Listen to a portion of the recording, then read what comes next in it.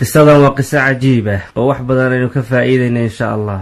ninbaa wuxuu damcay inuu guursado haweeney aad iyo aad u qurux badan, laakiin habeenkuu aroosay niyadaasi waa uu rumoomi weyday, wax kalaa u soo baxay. muxuu sameeyey ninkaa marka? qisadan waxay ka mid tahay qisooyinkii hore ee dhacay oo xaqiiqo ah. nin magaciisa la yidhaahda Anas ayaa wuxuu damcay inuu guursado haweeney aad iyo aad u qurux badan oo aragtida iyo indhaha soo jiidanaysa. ficil ahaan waa guursada haweeney, laakiin markuu guursaday habeenku la aqalgalay oo wejiga uu ka fayday wuxuu arkay mid sida uu ka filaya aan ahayn, waayo waayihii hore uma badnay haweeneyda intaan la guursan in la fiiriyo. habeenkii markuu la aqalgalay wuxuu arkay haweeney madow oo fool xun inay tahay sida asaga uu markaa malaynayo ama aragtidiisu ay tahay. kadibna waa ka hijrooday, xitaa firaashka uga tegay habeenkii arooska. arrintaasoo gabadhii ku keentay xanuun aad iyo aad u daran iyo niyad jab.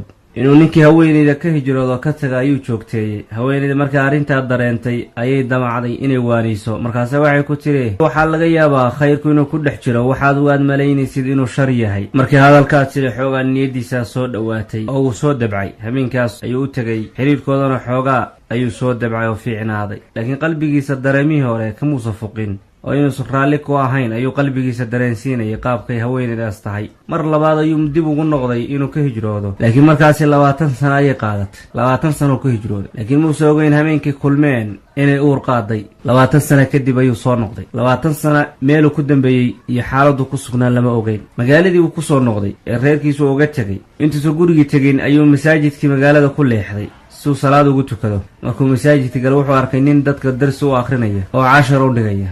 kadib uu dhegta u raariciyey siduu darsiga u bixinayay. cilmigiisa ayaa cajabiyey. magaciisuu weydiiyey. waa hebel baa layidhi, waa imaam hebel. markaasuu yidhi, yaa dhalay? waa inaayihii? markaase waxay dhaheen, nin xaaskiisa ka hijrooday 20 sano ka hor ayaa dhalay oo magaciisa la yidhahda Anas. wuu isgartay marka. intuu u dhowaaday wuxuu yidhi, gurigaadaan ku raacayaa, laakiin markaynu guriga albaabkiisa gaarno anugu albaabkan kaaga haraya.